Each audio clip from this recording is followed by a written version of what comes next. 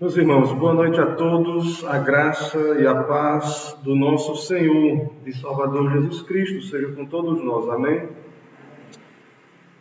Nós queremos, nessa noite, nós iremos começar nosso curso aqui de liderança. É uma noite de estudo doutrinário e teremos um breve devocional e depois, então, nós começamos o nosso estudo. Enquanto isso, também aqueles que estão nos acompanhando pela internet poderão ir acessando aí o link da transmissão. Eu peço, se possível, que Jayala, o pessoal que vai nos ajudar aí compartilhando o link, e também, não sei se é possível, tentar compartilhar na página da igreja também. Porque às vezes algumas pessoas acabam... Deixa eu ver se eu consigo fazer logo isso aqui. E aí, quem quiser, aí pela internet, nos apoiar aí no nosso curso, compartilhando, também é bom, irá nos ajudar também a ter mais alcance aqui no nosso curso.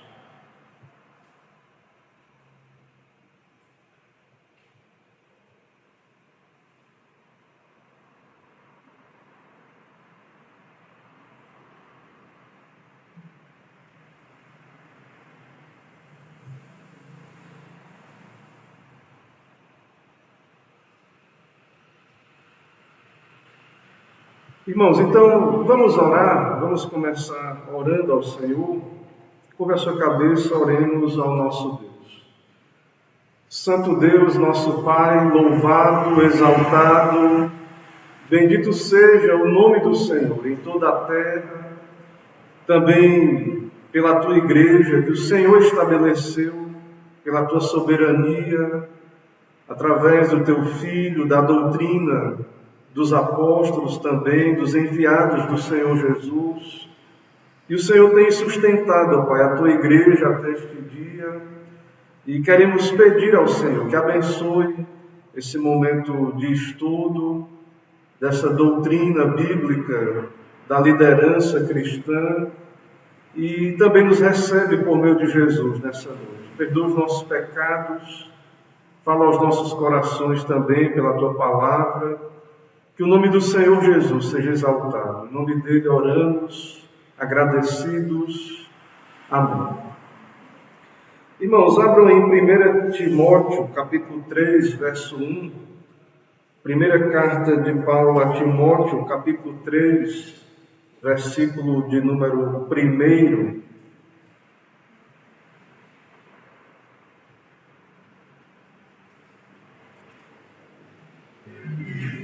Primeira carta de Paulo a Timóteo, capítulo 3, verso 1, diz assim: Fiel é a palavra, se alguém aspira ao episcopado, excelente obra almeja. Amém. Vamos ficar em pé e vamos nesse momento cantar o hino 303, Pendão Real.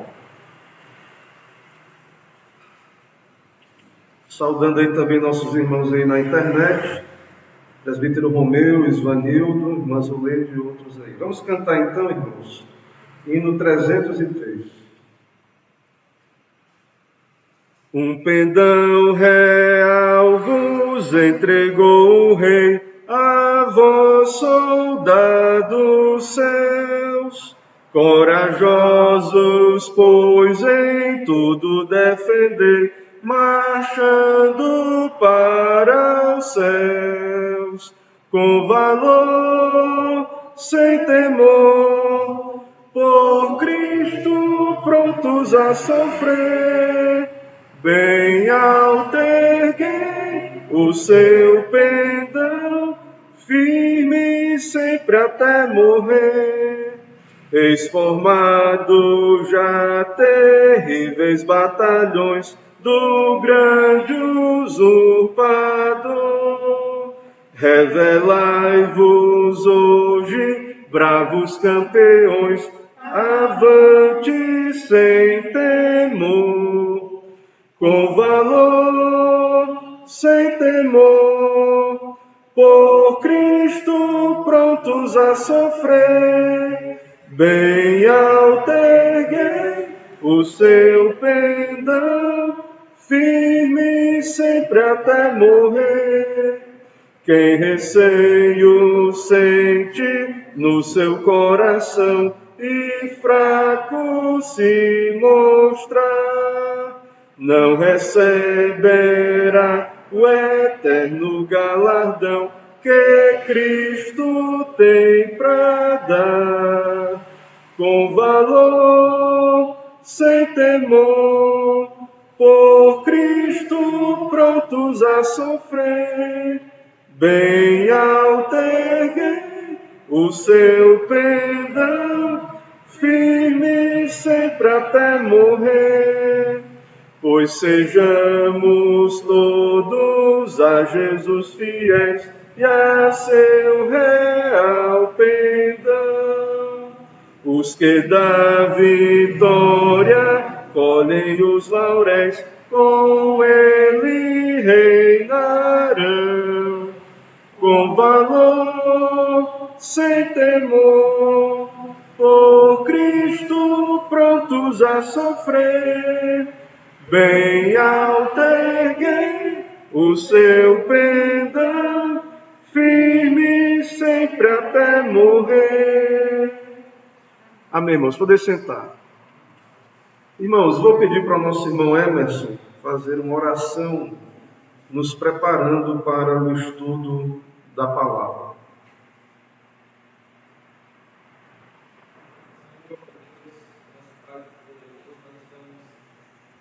Aqui nessa noite para louvar e agradecer e exaltar o teu nome, porque somente o Senhor é digno, meu Pai, de todas as coisas. O Senhor, meu Pai, nos prepare agora para esse momento, no qual nós seremos, meu Pai, doutrinados na tua verdade, Senhor. O Senhor nos ajude a manter, meu Pai, cada ensinamento que será dado em nossas mentes, Senhor, para que nós possamos, meu Pai, colocá-los em prática. Nós possamos receber e nos maravilhar com os seus ensinamentos. Que a tua palavra, Senhor, seja mais esclarecida, Senhor, nas nossas mentes, meu Pai, e que afete nossos corações, Senhor, e que nós possamos, a partir disso, agir, meu Pai, segundo a tua palavra. É isso que nós te pedimos essa noite. Em nome de Jesus, amado Jesus. Amém. Amém. Irmãos, então, mais uma vez, saudamos a todos os irmãos, também os irmãos aí pela internet que nos acompanham. E essa é uma noite de estudo, então é um momento mais informal, né? Um momento de aprendizado, é claro, mas é um momento que vamos, de modo temático, dar esse curso de liderança. E então é um momento desafiador também para a nossa igreja, em meio a essa crise, podermos buscar do Senhor direção para termos uma liderança na nossa igreja, um corpo de oficiais composto de presbíteros e diáconos. Então, nós vamos aí começar o nosso estudo.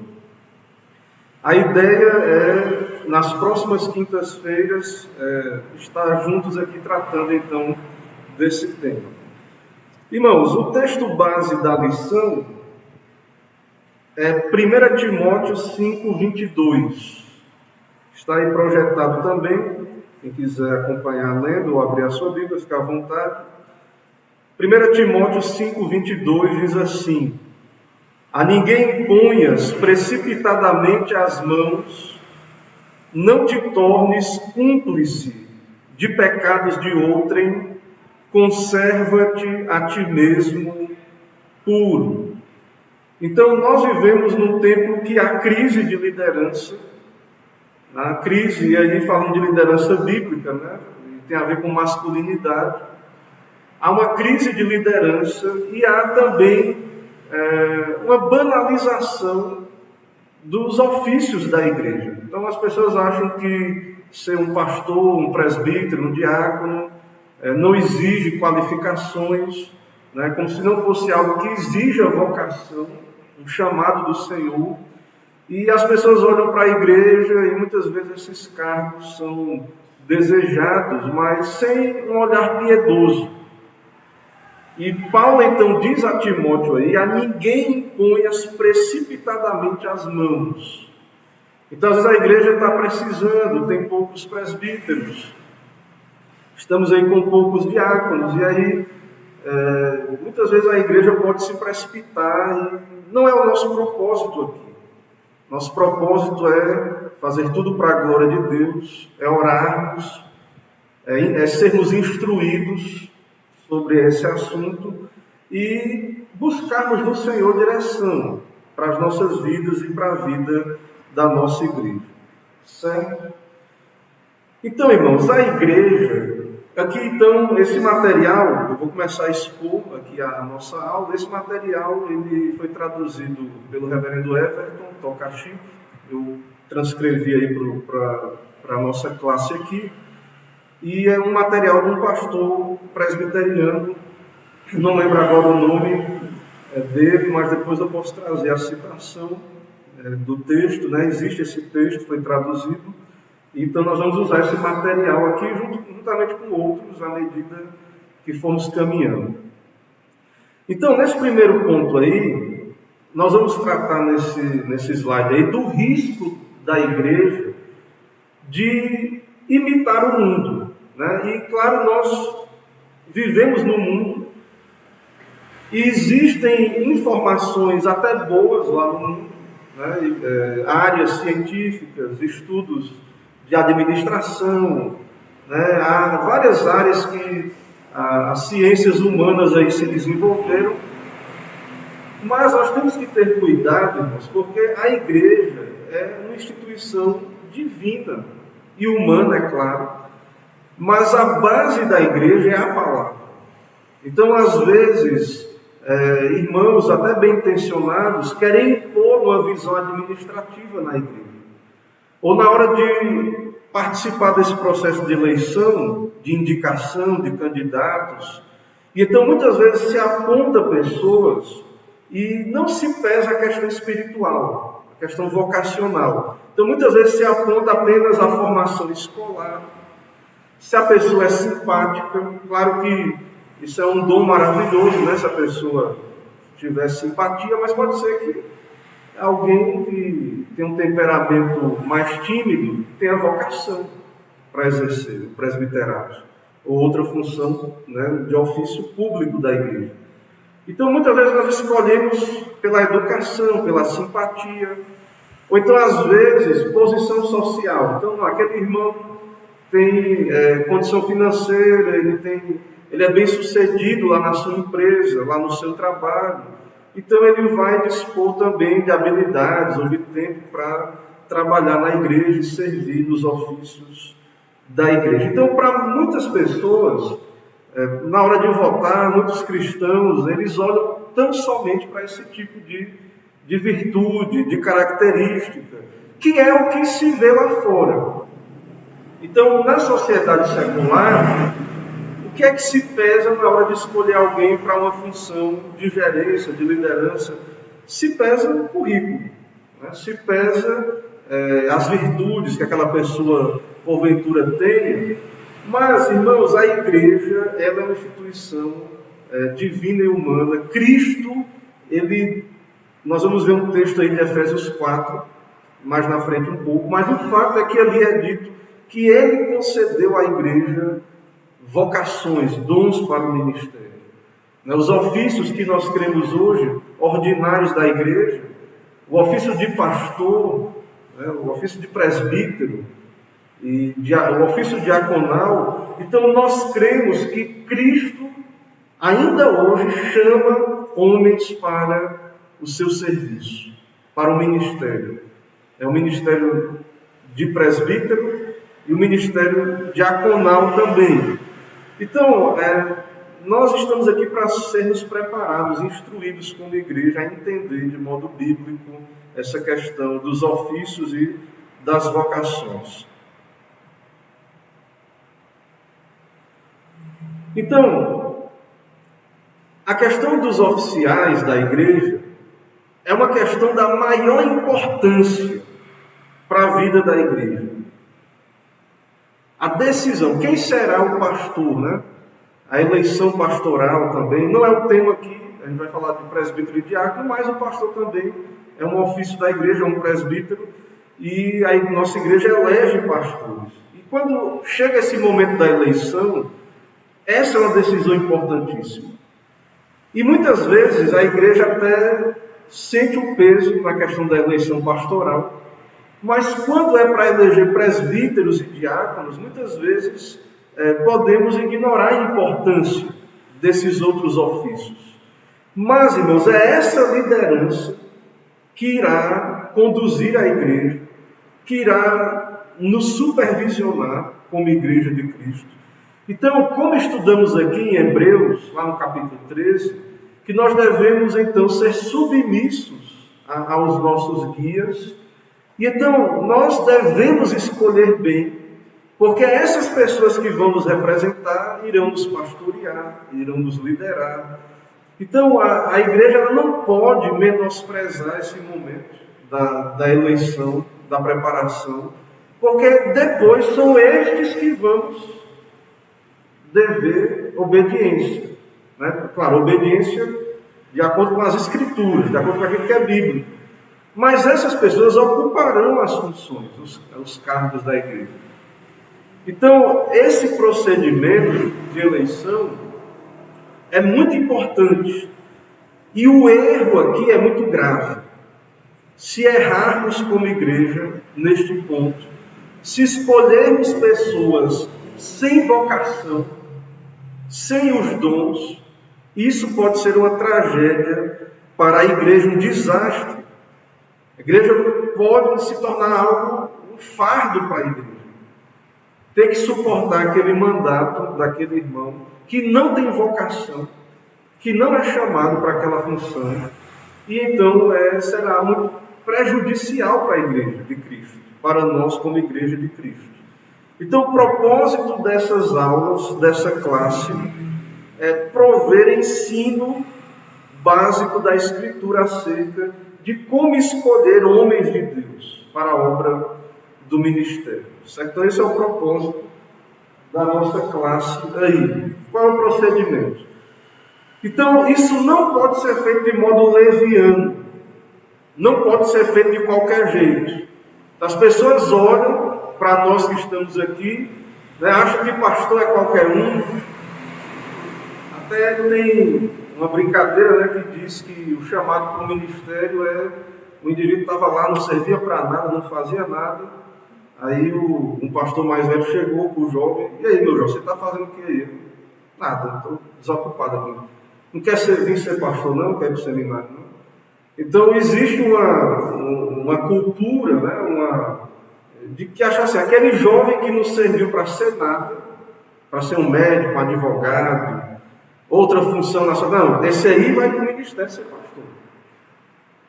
E esse pensamento, se não tivermos cuidado, ele pode ser aplicado também nos ofícios da igreja. Não, irmãos. Deus chama pessoas para o presbiterato, para o diaconato. Não é porque a pessoa está desocupada apenas, ou tem tempo livre apenas.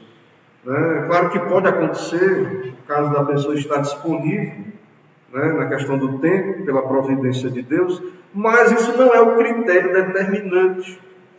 Certo? Então, nós devemos valorizar nesse momento a oração, a instrução bíblica, né, para que não sejamos precipitados. Porque depois que votou, está em ato, elegeu, o indivíduo veio aqui na frente, impôs a mão na cabeça, pronto, é oficial da igreja, e a igreja jura, faz votos, até mesmo no culto público, de obedecer no Senhor essas autoridades. Então percebam a gravidade de não levarmos a sério essa questão dos ofícios na igreja. Então, que Deus dê à sua igreja pessoas verdadeiramente vocacionadas para ocupar essas funções. Então, a igreja, quando age de modo apressado nessa questão da escolha, certo? Ela vai ter prejuízo, né? Vai escolher pessoas não vocacionadas, certo? Porque a atividade da igreja é uma atividade espiritual e solene. A atividade do presbítero, a atividade do diácono, do ministro do evangelho é uma atividade solene. É uma atividade que não é leviana.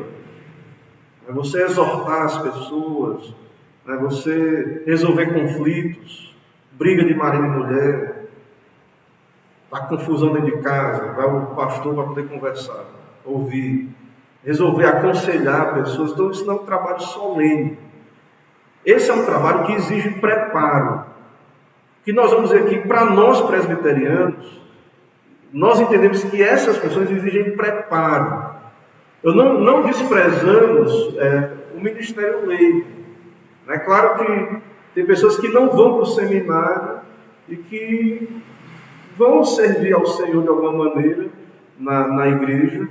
Mas, irmãos, nós entendemos que os vocacionados devem se preparar. Os presbíteros devem se dedicar ao seu presbiterato, os diáconos ao seu diaconato, certo? Exige preparo. E então a pergunta que nós devemos fazer como igreja é: quais os homens desta congregação, desta igreja, que Deus equipou e chamou para servir como oficiais? E orar para que Deus chame homens na igreja para isso, para esse serviço. Nós, presbiterianos, temos pregado aqui, eu creio que não preciso me aprofundar nisso, que esses ofícios são masculinos. Em toda a Escritura é muito claro isso. Então, o pressuposto é que é ponto pacífico aqui entre nós, que Deus deu a liderança na igreja aos homens. Então, vai ser aos homens desta igreja que Deus vai chamar para ser presbítero e para ser diácono aqui nesta igreja. Nós devemos orar, pedir a Deus que nos direcione quanto a isso, certo? O apóstolo Paulo, em Atos 20, 28, ele dá instrução aos presbíteros da igreja de Éfeso, dizendo: atendei por vós e por todo o rebanho sobre o qual o Espírito Santo vos constituiu bispos, para pastoreardes a igreja de Deus, a qual ele comprou com seu próprio sangue. Então, ser presbítero, ser pastor, diácono, é um trabalho solene e que nós devemos atender por nós mesmos, em primeiro lugar, lutar contra o nosso pecado, buscar a santificação, mortificar o pecado, atender por nós mesmos, e também pela igreja, pelo rebanho, para pastorear a igreja de Deus, que Cristo comprou com o seu sangue. Então, se essa não é uma atividade solene, se essa não é uma atividade digna, de que nos aproximemos dela com temor, com reverência, eu não sei mais o que pode ser. Então, estejamos atentos aí, a essa solenidade desta função. Certo? Vamos ver aí, eu vou ver aqui se... Irmãos, fiquem à vontade para participar também, os irmãos que estão aqui presentes. Eu vou acompanhar aqui, ver se tem perguntas. Nós temos aqui irmãos nos acompanhando, aqui nas redes sociais. Os irmãos fiquem à vontade para mandar suas perguntas, suas contribuições aí para a gente ir interagindo. Mas até agora nada, então vamos seguindo aqui com o nosso material. Então vamos seguindo aí o ponto 2.1. Está aí, Eu não sei se tem muito texto, Não sei se está bom, porque ficou um pouco pequeno aqui para os irmãos que estão presencialmente, mas quem está na internet eu acho até que vai ficar melhor, que eu preciso dividir aí a tela para poder caber o texto e também o vídeo. Mas, irmãos, vejam, a igreja, a palavra grega, então, ponto 2.1, aos presbíteros são encarregados de pastorear o rebanho. Então vamos começar aí a tratar dos presbíteros. Então, aos presbíteros, o chamado é de pastoreio. Então, o presbítero também exerce uma função de pastoreio, que se traduz também pelo termo supervisionar.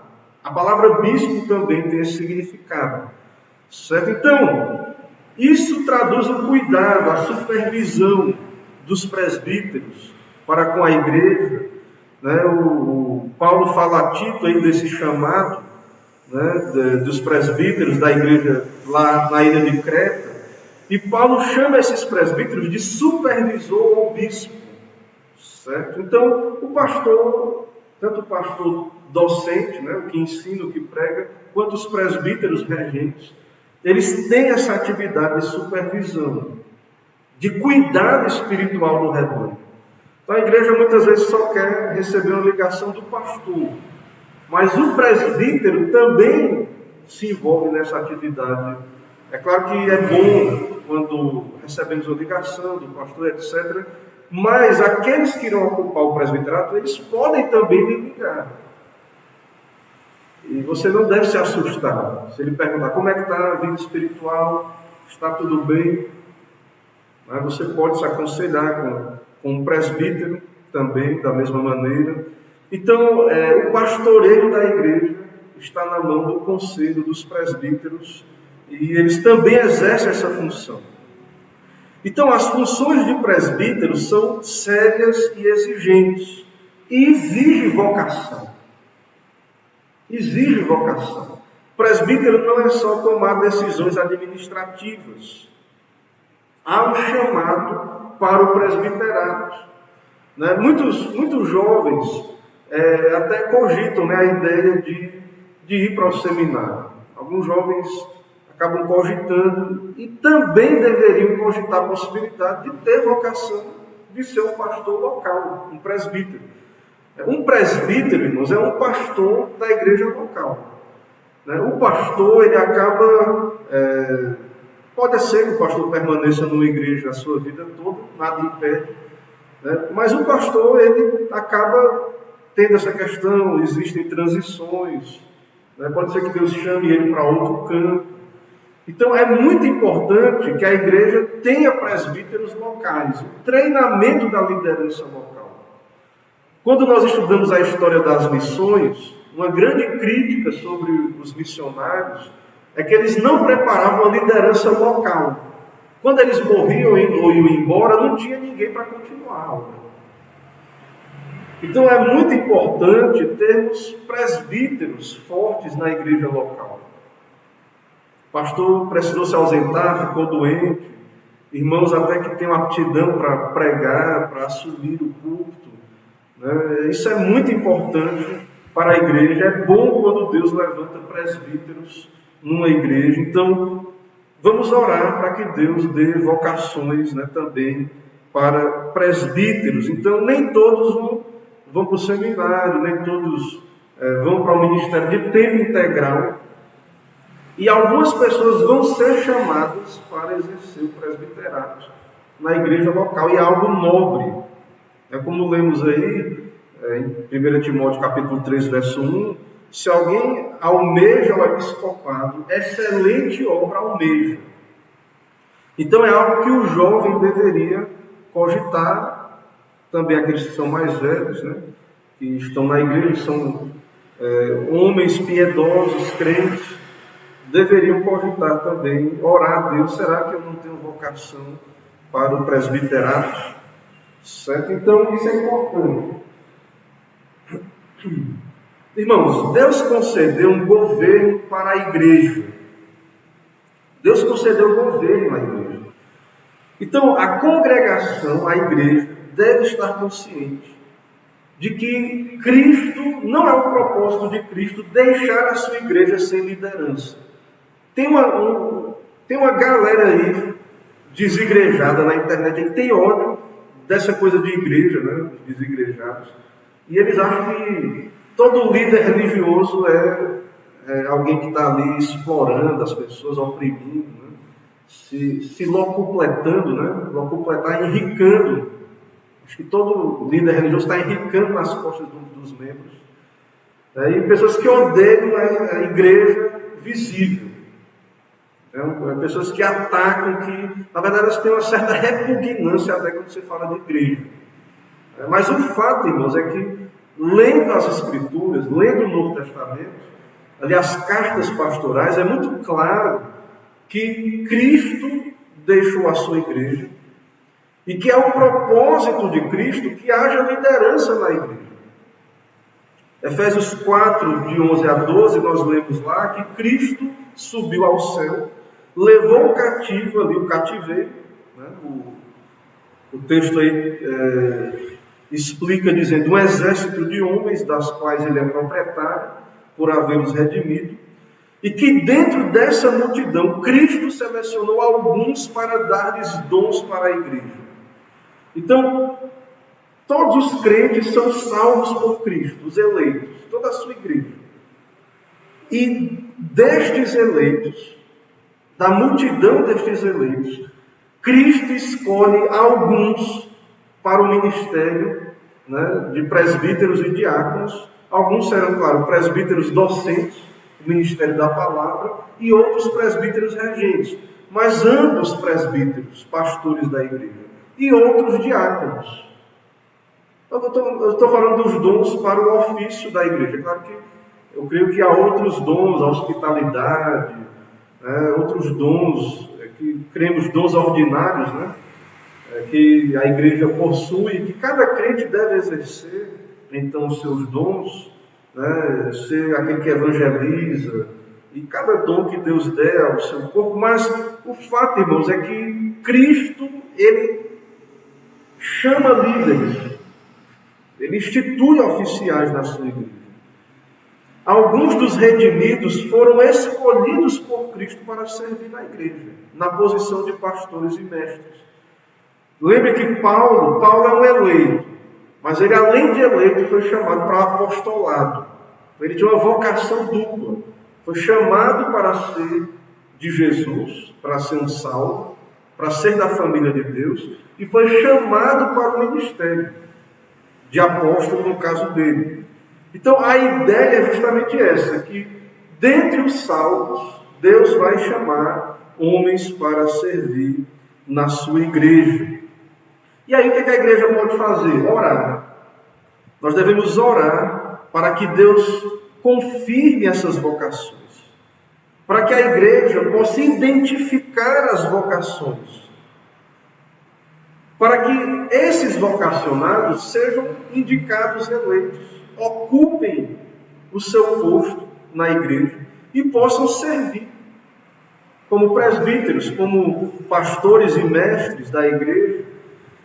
Então, quando uma congregação entra no processo de eleger oficiais, ela deve estar convicta disso, para que ela possa escolher com cuidado pessoas vocacionadas, né? Enxergar a vocação. Quando a igreja elege alguém, ela está validando, confirmando a vocação daquela pessoa. É por isso que a gente, irmão, nós presbiterianos, temos muito cuidado com essa coisa da pessoa se auto-ordenar. Não, agora eu sou. Porque a vocação, ela exige a confirmação da igreja. Não é uma coisa assim, qualquer um, agora eu vou ser pastor e pronto.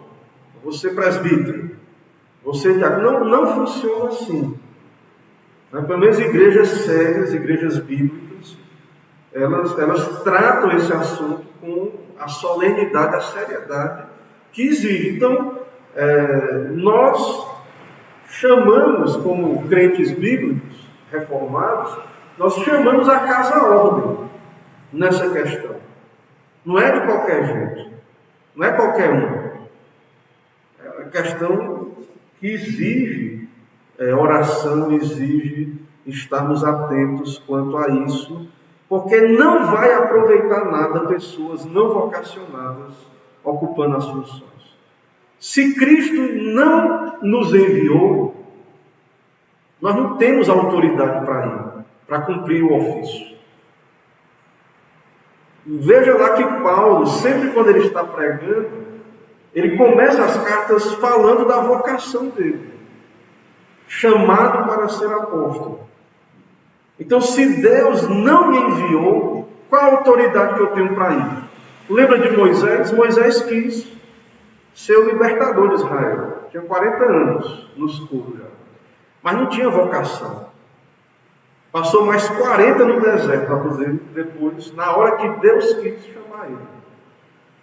E aí agora sim, vocacionado, ocupou o seu posto. Então nós não devemos ser precipitados, né, nessa questão, mas de fato esperar o chamado de Deus para ocupar o posto que Deus tem para nós. Certo? Antes de abrir para perguntas ou participações, vamos ver aqui esse ponto que é importante também, o ponto 3.2. Esse ponto aí é do texto lá, por isso que tem um ponto aí. Eu estou seguindo o texto lá, que é o texto base, né, da nossa lição. Os homens da igreja devem desejar servir a Cristo e a sua igreja. Na verdade, ninguém deseja ser servo. As pessoas são criadas, nós somos criados para ser servidos, para viver para mim mesmo, para procurar uma profissão que dê muito dinheiro, ou um emprego, ou um trabalho, e aí viver para mim mesmo. Nós não somos treinados para servir. Você só para ter trabalho, você presbítero, você diácono, só para servir os outros. Então muita gente não quer, né, ter trabalho. Mas, irmãos, os homens da igreja são servos de Cristo. Quando nós nos convertemos, nós aceitamos Jesus como Senhor e Salvador. Então, nós devemos incentivar os homens da igreja a servir a Cristo. Aquele que aspira ao episcopado, excelente obra almeja. Então, os homens deveriam considerar no seu coração: será que Deus não me chamou para esse serviço? Será que eu tenho chamado para servir a Deus na igreja? Como diácono, como presbítero, como pastor, talvez, quem sabe aqui na nossa igreja, Deus levante pessoas vocacionadas, né, para o ministério. Mas isso deve ser algo, né, nós não devemos tratar essas questões como assim, Deus me livre. Tem muito pai, muitas mães, que se o filho chegar assim, um rapazinho jovem, pai, eu quero ser missionário, meu filho se perdeu, que tragédia, né? Vai viver de miséria, de esmola. Ou então o rapaz chega ao pai: Deus está me chamando, eu quero ser um presbítero na igreja. Talvez receba um desânimo, talvez não uma oposição, mas em alguns casos vão dizer: meu filho, você vai perder tempo com isso, vai se dedicar a outra coisa, né? Ou ser um diácono na igreja. Então, irmãos, nós devemos transmitir para a igreja e para os nossos filhos que é algo valoroso servir a Deus, né? E honrar essas funções. Honrar, tornar algo digno, porque é diante de Deus já. Mas muitas vezes nós lidamos com a liderança da igreja, a vocação, como algo que é um fardo, ou então algo que não é algo desejável, né? As pessoas, ou então muitos desejam por outros motivos, que não é servir a Cristo. Muitos também desejam ser um ministro, um pastor, um presbítero, já que para poder ter um cargo na sociedade, ser mais bem visto, né, ter mais autoridade para falar alguma coisa. E não é esse o propósito primário, é servir a Cristo, servir a igreja, servir aos irmãos. Então, os homens da igreja deveriam desejar servir a Cristo nessa função. Se tiver vocação, pelo menos orar, perguntar ao Senhor em oração, se tem vocação. Então, se um irmão chega à convicção pessoal de que o Senhor está chamando para servir como oficial, né, e que o Senhor o equipou para isso, ele não deve ter vergonha de chegar para o pastor e conversar. Pastor, eu entendo, eu orei, participei dos estudos, tenho orado e creio que Deus está me chamando. Deus me me deu dons, habilidades para poder servir a Ele, servir a igreja. Eu quero servir a igreja. Eu quero ser útil ao reino de Deus, uma vocação de oficial. E sentindo assim a vocação. Então isso não é vergonhoso. A Bíblia trata isso como algo digno, fiel à palavra. Se alguém aspira ao episcopado, é excelente obra ao mesmo. É algo digno de nos alegrarmos, né, se alguém recebe essa vocação. Certo? Eu vou dar uma olhadinha, os irmãos quiserem participar, vou perguntar, vou ver aqui como é que estão os irmãos aqui. Também, se tem alguma... Presbítero Isvanildo pergunta, né, pastor, qual a idade mínima para ser um presbítero ou diácono na IPB? Eu creio que, pelo que eu me lembro, não precisa ser de maior, mas tem que ter um tempo de igreja, né, e eu creio que sendo de maior, em tese, assim, não haveria impedimentos. Hoje em dia, as vocações, até na sociedade, elas são muito tardias, né? A gente talvez vê um pastor muito novo, um presbítero, assim, as pessoas não... E de fato existe algo que a experiência traz. Né? Mas a história da igreja mostra que, por exemplo, o caso do pregador batista, né, Charles Spurgeon, ele começou o seu ministério muito jovem. Né?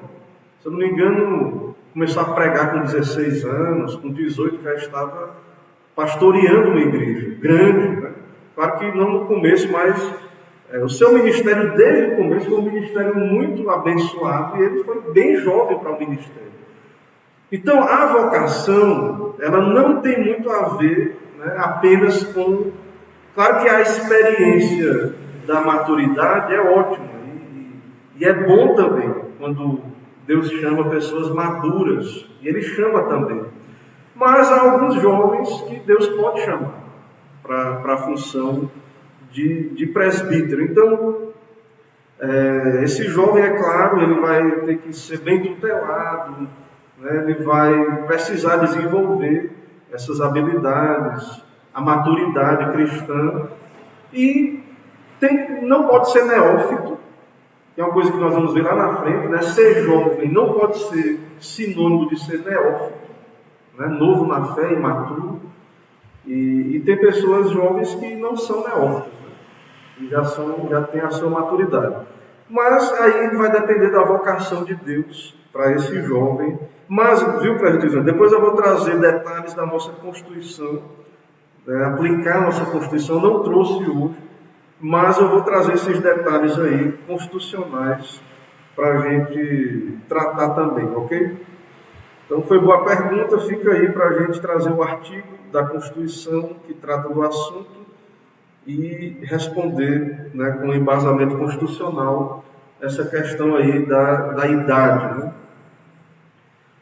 Ok? Deixa eu ver se tem mais alguma participação aqui. Quais danos isso pode causar às ovelhas? Né, Imaelda? Quando alguém se passa como pastor sem ter o chamado, está pecando? Sim. A pessoa ela não tem chamado para ser pastor. Ela vem para o ministério, ela está enganando, talvez ela está se enganando e enganando as pessoas. Porque o pastor, ele está na posição, ele tem que confirmar diante de Deus que tem vocação. Na nossa igreja, para alguém ser pastor, presbítero, ele é sabatinado, o conselho vai perguntar, você tem vocação? Você sente, né, esse chamado? Como é que foi isso? Né? Nós não cremos no chamado extraordinário, mas existe a experiência religiosa, nós não ignoramos isso. Então, a pessoa ela é sabatinada e tudo. Então, se a pessoa ela não tem vocação e ela ocupa, ela é um lobo em pé de ovelha. E pode acontecer da pessoa até, nesse sentido, se auto-enganar. E aí o prejuízo, ele é verdadeiro, ele é real. Porque, irmãos, Deus pode usar até uma pessoa infiel, pode, porque a palavra dele, o evangelho é poder de Deus para a salvação. Mas o modo comum de Deus abençoar a igreja é concedendo a sua bênção aos seus vocacionados. Então pode ser que alguém não vocacionado, um exemplo bíblico, né, que não é do Novo Testamento, é do Antigo, acho que também tem exemplo do Novo, né? O exemplo lá do Antigo tem o caso de um ofício que era um ofício real, né? Saul cumpriu o seu trabalho todinho ali, até que ele foi vocacionado, mas ele não era crente, né, digamos assim. Mas ele cumpriu o seu papel ali. Judas, né, que não era eleito, era um traidor. Mas ele pregou o evangelho, os demônios foram expulsos, e vidas foram abençoadas pelo ministério dele. Mas também houve prejuízo, em certo sentido. Então, eu creio, respondendo a irmã Elda, especificamente, que uma pessoa não vocacionada, Deus pode usar ela, pode até certo ponto, porque o poder está na palavra. Então, houve um debate na história da igreja. Por exemplo, alguém foi batizado, ou foi pastoreado, recebeu a ceia, por um pastor que depois apostatou da fé. Aquela ceia, aquele batismo valeu? Valeu. Aquilo que aquele pastor pregou, que estava correto, valeu? Valeu. Mas em geral, há uma tendência dessa pessoa que não tem vocação, dela não conseguir cumprir plenamente o chamado, né, a vocação, e de não ter a bênção devida que o ministério genuíno tem. Né? Então, essa pessoa pode sim trazer prejuízos à igreja de Cristo, né? E a igreja deve evitar. Né? Então, nós não devemos nos contentar com um mal menor. Nós devemos desejar a bênção de Cristo, pessoas chamadas por Ele, que sejam bênção para a igreja. Não é o menos ruim.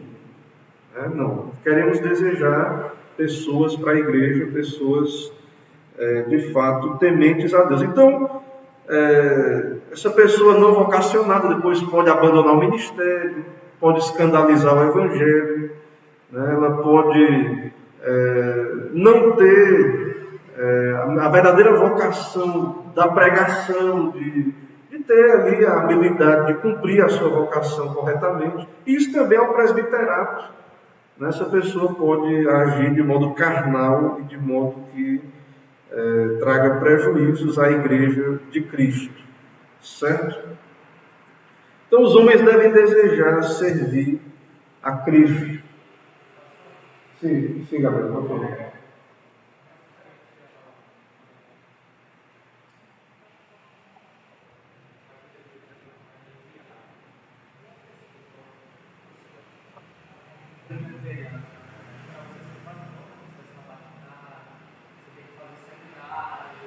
Sim.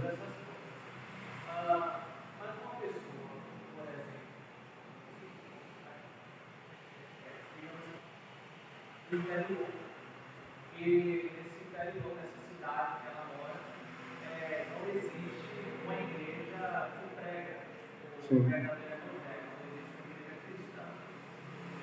E essa pessoa, ela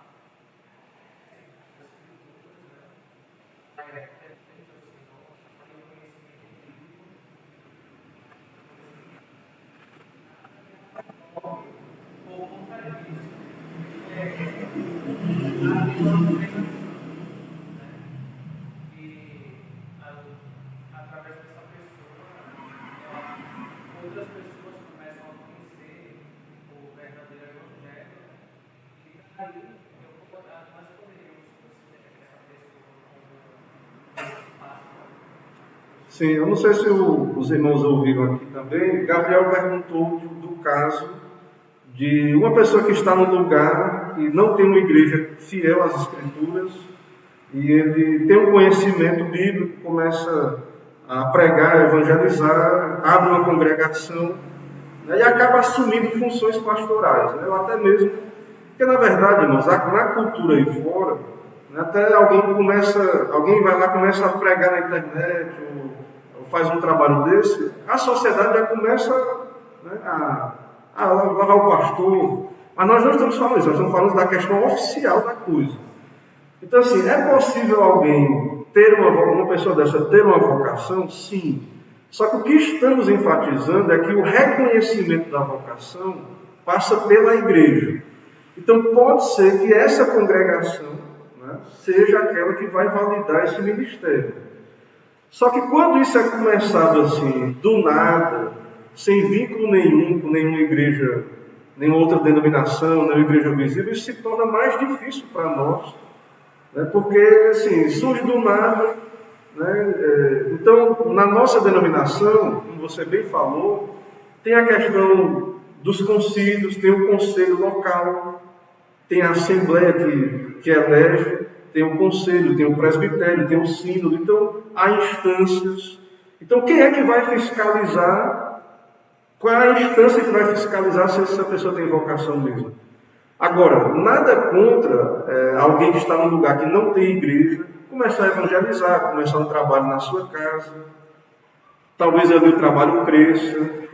Mas para ela se tornar pastor, ela tem que ter vocação. Ou presbítero. E então, em algum momento, aquele grupo vai ter que validar. Né? Só que isso, para ser feito sem nenhum vínculo com uma igreja visível, com uma denominação, isso se torna complicado, porque sempre vai pairar, né, sobre essa pessoa assim, mas quem é que está uma autoridade ali? Tem a igreja, que, claro, é a mais importante, claro, ao meu ver, para reconhecer a vocação, mas fica paira essa dúvida. Né? Então, assim, eu creio que pode acontecer da pessoa ser vocacionada, mas fica aquela desconfiança, porque hoje todo mundo vai lá e, como eu falei, é uma cultura que qualquer pessoa vai lá e diz, eu sou pastor agora e pronto. Né? Eu sou aqui, sei lá, não só pastor, mas a gente acha que eu sou apóstolo, eu sou isso, aquilo, e fica por isso mesmo. Então, nas nossas igrejas históricas, igrejas presbiterianas, reformadas, existe esse trâmite todo, né? Então a pessoa ela tem muito tempo para orar, para pensar, sou vocacionado mesmo. Tem a questão do preparo, né? Porque o preparo para o ministério é muito mais exigente, né? Do que alguém que começa a estudar teologia, autodidata. São muitas questões que envolvem esse preparo. E não quer dizer que alguém que está numa denominação que tenha seminário e que a pessoa está completamente pronta também, mas é a possibilidade, né, dessa pessoa exercer o ministério, né, de modo mais oficial, né, como estamos tratando aqui, é bem maior. Então, é muito complicado, irmãos, igrejas reformadas, nós somos conciliares. É muito complicado essa coisa do ministério solto, avulso. É muito complicado para nós. Nós somos igrejas federadas. Nós temos o presbitério. Né? Quando o Simonton veio para cá, nosso pioneiro, ele veio com uma junta de missões. Assim que pôde, ele organizou a igreja. Quando se organizou mais umas igrejas, ele formou o presbitério. Então o presbitério é que ordenou o Conceição, José Manuel da Conceição. Então, para nós reformados, a questão do concílio é muito importante. Essa coisa de eu sozinho, isso aí é um ponto que é fora da curva na questão da reforma. Então, assim, o ideal é que alguém, se for alguém, principalmente da linha reformada, o ideal seria que essa pessoa procurasse uma igreja reformada. Ou se ele quiser enfrentar o desafio de começar uma do zero, fazer isso bem feito. Né? Mas aí como é que seria isso? Ele seria o pastor presidente? Como é que seria isso? Como é que seria feito? Então, o ideal é de fato a pessoa procurar. Então, é muito complicado você começar sozinho o trabalho assim, ou trabalhar desvinculado. Então, essa é a minha opinião, né, quanto a isso. E acho que essa pessoa pode até ter vocação, mas ela fica numa situação muito delicada, né, por conta desse contexto todo aí. Se nós vamos tratar disso, a pergunta é, para ser presbítero, tem que saber pregar, ter vocação de pregar. O presbítero, nós vamos ver em aulas mais na frente, as características do presbítero. Mas só para não deixar no ar, o presbítero ele tem que ser apto para ensinar.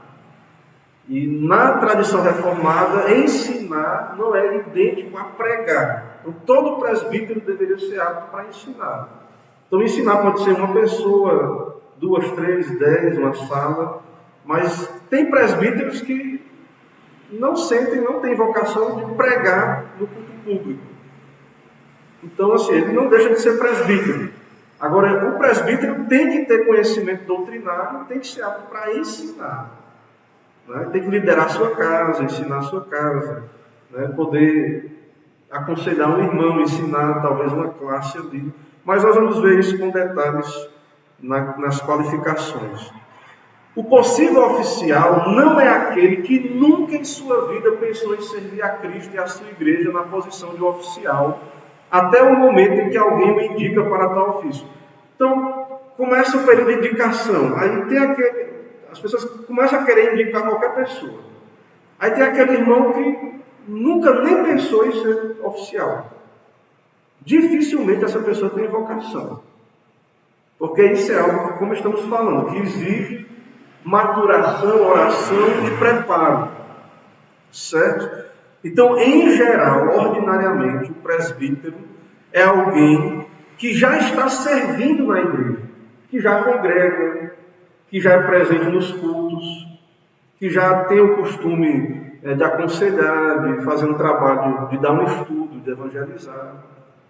Então, muita gente, porque acha que ser pastor presbítero é só estar na frente falando, e que é fácil, qualquer um vai lá e fala, muita gente acha, então, que assim, não é exigido oração, vocação, nada disso. Não, eu gostaria de ser um presbítero, estar lá e ter o poder, né, estar na frente e decidir as coisas. Então, não é isso, irmãos. Certo? A pessoa geralmente vai ser chamada, ela já vai ser uma bênção para a igreja. A igreja já vai ver isso. Certo? E então, a congregação deve eleger homens que estão convencidos ou no processo de ser convencidos em seus próprios corações e mentes que o Senhor Jesus os está chamando para servir a Cristo. Ou a pessoa já sabe, ela já vê características nela, ou ela está ali duvidando ainda, mas ela está sendo convencida. Eleger um homem para o ofício da igreja que nunca considerou os seus próprios dons e chamado, e a quem nunca esteve envolvido em servir os membros da congregação, em minha opinião, é por demais atrevimento. Você chamar alguém que ele não serve a igreja, não é presente no dia do Senhor, não é o caso da pessoa que trabalha, que tem uma necessidade, de um ofício de necessidade, que ele não pode... Estou falando de alguém que não é um servo atento da igreja, de presente. Então, isso é atrevimento, certo? Pessoa que não conhece os seus dons, as suas habilidades. Então, irmãos, quando eu falo dom, não é só habilidade técnica, não é questão moral, de amar a igreja, de querer servir a igreja de fato. Então, isso é muito importante para nós. Okay? É esperado que o possível oficial esteja orando acerca de sua utilidade para a igreja de Cristo e esteja tratando de envolver-se em servir ao corpo de crentes. Então, isso é muito comum na questão do ministério pastoral. Então, às vezes, o jovem ele quer ir para o seminário, mas, assim, não quer dar uma aula na escola bíblica, não quer fazer nenhum tipo de trabalho na igreja. Então, não é assim que a igreja vai poder ver se o jovem tem vocação. Então, geralmente, essa vocação ela vai acontecer, ela vai ser reconhecida na vivência da igreja ali, né? Certo? Então, isso vai ser reconhecido, a igreja vai... Você vai começar a olhar para ter vocação, tá? Incentivar, né, aquela pessoa a isso. O apóstolo Paulo orienta aos homens a pensar em termos de se Deus os utilizará ou não nesta capacidade. Então o homem tem que pensar, eu tenho vocação ou não? Né? Então, não há nada inerentemente mal que alguém deseje um ofício na igreja. Isso não é mal em si. Isso pode ser considerado, cogitado. Não é arrogância. Você pensar assim, poxa, eu poderia servir a Cristo, né, como oficial. Isso não é arrogância, você pode considerar. Se você aspira ou deseja isso, é uma excelente obra. Certo? A motivação é que é importante. Qual é a motivação? Não pode ser alguém que está buscando honra de homens, prestígio, posição. Né? Não é, o propósito não é esse. Um cargo, uma posição, não é. O possível candidato para o ofício na igreja deve examinar o seu coração diante do Senhor, à luz do caráter e dos requisitos mencionados pelo apóstolo Paulo. Nós vamos ver isso aqui. Vamos ver com calma essas características. Ainda que um homem se convença que o Senhor o chamou para servir a igreja como oficial, este deve submeter-se à avaliação dos líderes da igreja e dos membros da congregação. Aí a resposta de Gabriel no texto. Né? Então, esse vocacionado, ele tem que se submeter às autoridades, porque ele não é o primeiro no corpo de Cristo a ter vocação, a ser autoridade na igreja. Ele não está sozinho no mundo. Né? Então, essa pessoa vocacionada, né, ela vai submeter. E na nossa igreja, né, o que Gabriel comentou, de fato, né, muitos acabam desistindo porque a nossa igreja ela tem um cuidado, há todo um trâmite, um processo, que geralmente quem chega no final do processo é pessoas que querem mesmo ser pastor, no caso, né, falando do ofício pastoral, pessoas que querem mesmo, porque é longo o processo. E se a pessoa por acaso não tiver vocação, mas ela conseguiu chegar lá, ela vai estar pelo menos minimamente preparada. Não é bom, né, que não tenha vocação, mas dificilmente um pastor presbiteriano ele é despreparado de tudo. Se ele fez seminário, se ele participou do trâmite todo, os nossos pastores eles vão ter um grau de preparo minimamente razoável. Né? E isso é importante, para que a gente não torne o ministério algo cair em descrédito. E é o que está aí, todo mundo acha, a gente recebe isso. Eu recebo contatos das pessoas querendo ser pastor, como é que é para ser pastor aí dessa igreja? Pessoas que não estão nem vinculadas à igreja. O que é que vocês acham? Né? A pessoa às vezes nem membro de igreja está congregando. E acha que esse aqui acha que é o quê? Casa da mãe Joana, né? Só pode ser. A igreja é a casa do Deus vivo. Não é assim não. Não é por aí não. Não funciona, não é desse jeito não. Você está totalmente equivocado. Se você conhecer a Cristo, o que é a igreja de Cristo, você teria total reverência, né, em se aproximar desse tipo de assunto. Então, é solene, né, algo que devemos tratar com toda reverência, certo? Então, nós vemos aí no nosso texto que há uma submissão, né, à igreja, aos líderes, para reconhecer a vocação, a necessidade de afirmar suas convicções, e ninguém que não tenha a confirmação da igreja deve entrar no ofício. E essa confirmação da igreja para nós presbiterianos também tem a ver um pouco com o presbitério, com o conselho, porque nosso sistema é representativo. Então o conselho, o presbitério é a igreja reunida. Quando o conselho está reunido, a igreja, o nosso conselho. Quando eu me reúno com os presbíteros, é a igreja presbiteriana Bethel de Alagoas que está reunida, através dos seus presbíteros. Quando o presbitério está reunido, né, é as nossas igrejas aqui. Quando o Supremo Concílio, a Assembleia Geral está reunida, é a igreja presbiteriana do Brasil que está reunida. Então, para nós que somos conciliares, a questão aí do conselho, né, é muito importante. É por isso que a pessoa que se ordena, ela não é assim que acontece no nosso pensamento. É por isso que quando a pessoa é eleita, ela vem aqui na frente e os oficiais impõem as mãos, os presbíteros, sobre ela. Então há um reconhecimento. E aí depois tem o quê? Depois da ordenação? A destra da comunhão. Então, se a pessoa vai lá e se auto-ordena, quem é que vai estender a destra da comunhão para ela? Né? Então ela fica um pastor meio que isolado. Então eu não recomendo isso para ninguém. Certo? Não recomendo.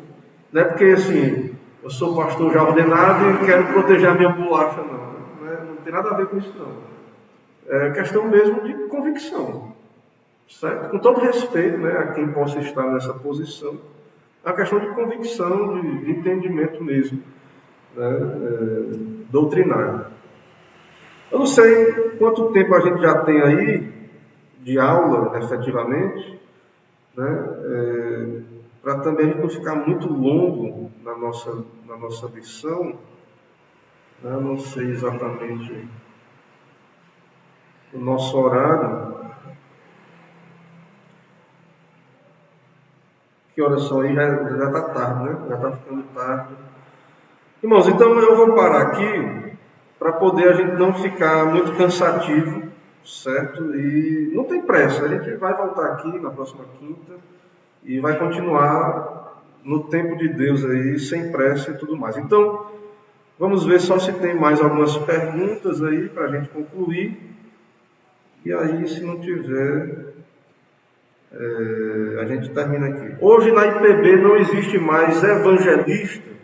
Tem uma pessoa perguntando, né? Não sei, mas seja bem-vindo, né? Cizenando Costa. Então, o que é o evangelista, né? Irmãos, na nossa Constituição, eu vou trazer mais detalhada a questão constitucional depois. Oficialmente existe o pastor evangelista, certo? Assim, constitucionalmente existe o evangelista, certo? Ordinariamente, o evangelista é o obreiro. Oficialmente, quem é evangelista? É um pastor que recebe o título de pastor evangelista, que vai para o campo ser pastor evangelista. Esse é o oficial. Mas existe a figura do obreiro, e também na IPB existe isso, mas eu não lembro na Constituição, que é um irmão como esse, que tem uma habilidade, né, que quer servir a Cristo, às vezes ele prega, e ele é colocado ali no campo para exercer a pregação. Né? Então, existem presbíteros que acabam se tornando evangelistas e tudo mais.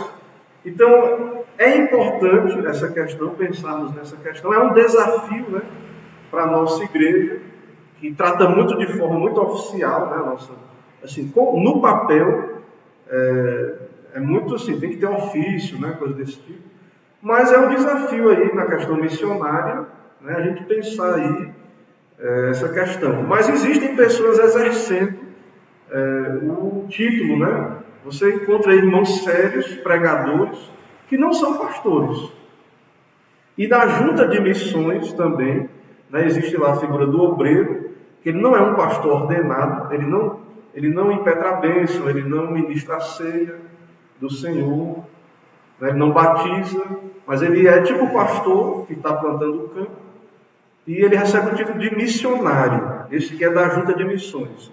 E outros irmãos que fazem isso sem ser pela junta, de modo avulso, às vezes pessoas que pregam em igrejas, e eles usam esse título de evangelista. Porém, eu não me lembro disso na Constituição, está previsto aí. Então, é uma crítica que a nossa denominação recebe dessa questão da mão de obra leiga, né? E aí? E o leigo? Qual é o lugar do leigo da nossa? Porque outras denominações cresceram muito assim. E me parece que a IPB, a Igreja Presbiteriana, ela também cresceu muito na época que o pastor era o supervisor de campo e tinha um obreiro local ali, cuidando daquele campo. Ficava um obreiro, não tinha pastor para ocupar todos os campos, aí o pastor ficava às vezes naquela igreja na sede, tinha ali as congregações e tinha um responsável ali.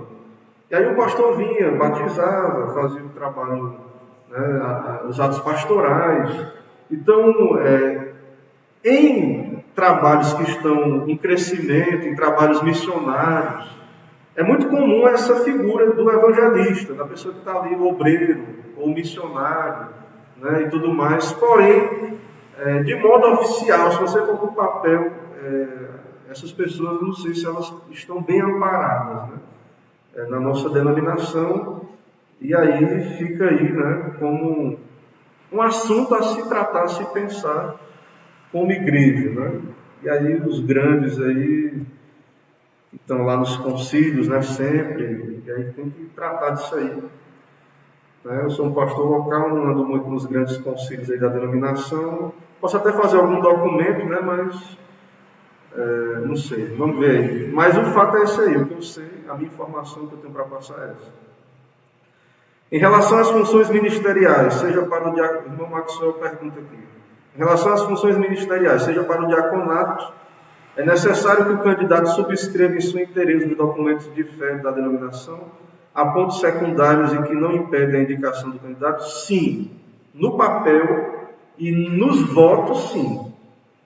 Né? Então, quando o candidato ele é ordenado, ele faz um juramento diante de Deus e ele afirma a sua fé nas Escrituras e que os símbolos de fé da nossa igreja são uma correta interpretação da Escritura.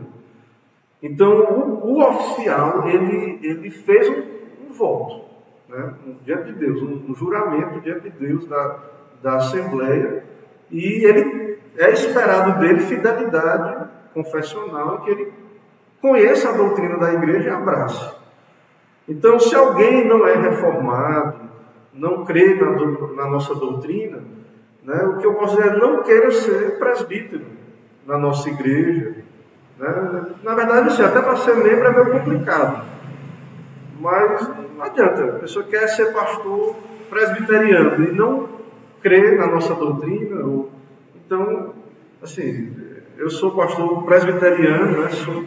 Creio nos documentos da nossa igreja e creio que um pastor fiel na nossa igreja, ele vai abraçar os nossos documentos. E ele fez voto diante de Deus quanto a isso. Sim, Anderson. Pode distinguir dentro das funções de fé, que podem ser secundárias, outras que são principais, tem a divisão, tudo é fundamental. Ali, o nosso sistema de doutrina está todo ali, né? A nossa igreja entende a subscrição que é praticada na IPB, pelo menos o que o concílio oficialmente valida é a subscrição integral. Então, cada ponto de doutrina ali é a nossa doutrina, até que se prove o contrário, seja reformada. A confissão de fé não é Bíblia, ela pode ser, se o concílio aí quiser, pode reformular o documento e etc. Mas, até que se prove o contrário, isso é o documento, é a nossa doutrina. Então, espera-se que as pessoas subscrevam. Porém, na prática, muitos não conhecem ou discordam de pontos, né, da doutrina da igreja, e fica por isso mesmo, muitas vezes não dá em nada. Assim. Mas espera-se, assim, eu estou falando aqui do que é oficial, né? Então espera-se sim a subscrição dos oficiais. Né? E tudo que está ali para nós, então, é importante. Pode ser que um dia a igreja mude a modalidade de subscrição para uma subscrição ampla. Aí entraria essas reservas.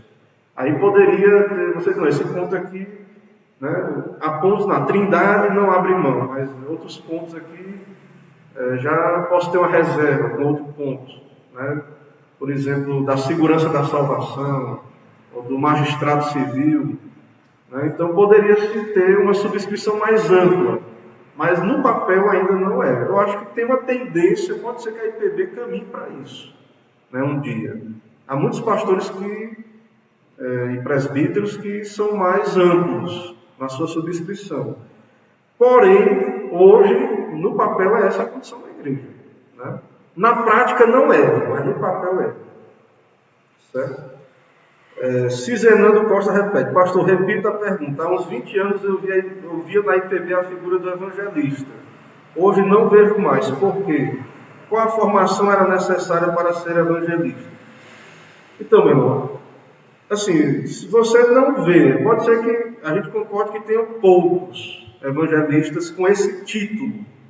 Né? Mas o missionário, o obreiro, acaba que ele é o evangelista, né? E existem irmãos que usam esse título, mas como eu lhe disse, esse não é um título oficial, né? No papel não existe esse cargo, né? Seria essa figura do obreiro, ou seja, alguém que está no ministério não ordenado, né? Ele não pode batizar, dar ceia, fazer esse tipo de coisa.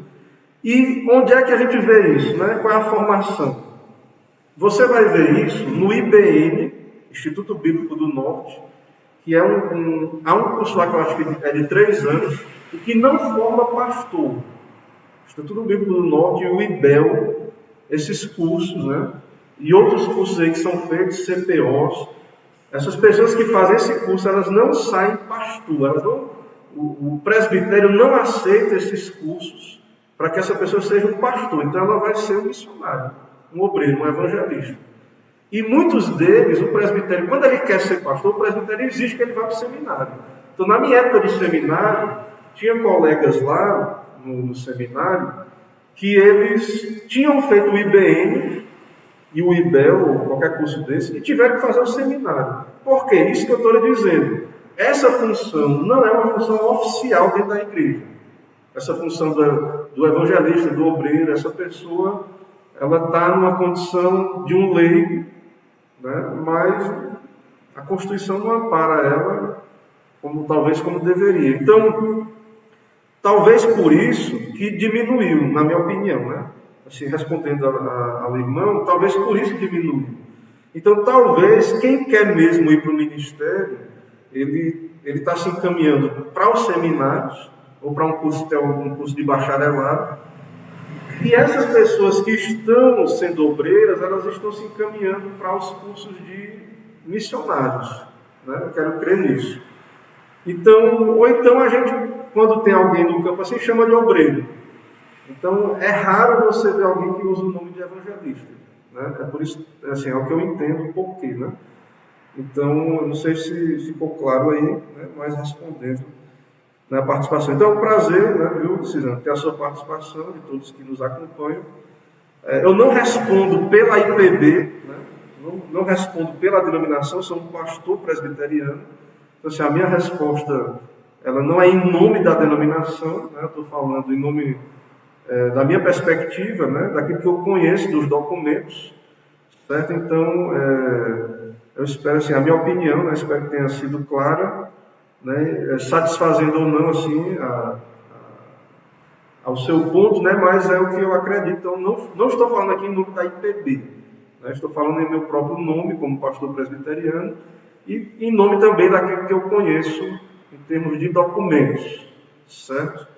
Então, muitas igrejas realmente, por conta disso, por não ser algo oficial, acho que elas acabam não incentivando essa figura do evangelista, né? Quer servir, então, ou vai para o seminário ser pastor, ou então vai ser missionário, obreiro. Então, talvez seja por isso que alguns não usem realmente. Aqui no Nordeste, realmente, eu não conheço muitos. Não conheço. Para ser sincero para você, eu não costumo ver esse título sendo usado mais. É obreiro ou missionário.